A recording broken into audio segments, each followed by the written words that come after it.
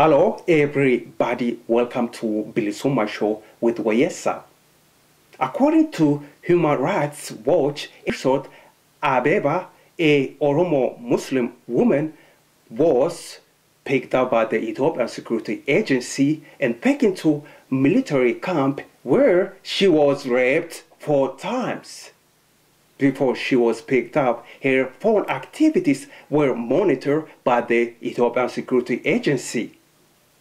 This is Bilisuma Show. If you want to read more about Abeba, who was raped by the Ethiopian Security Agency, follow the link below this video. Thank you very much. Take care. Bye-bye.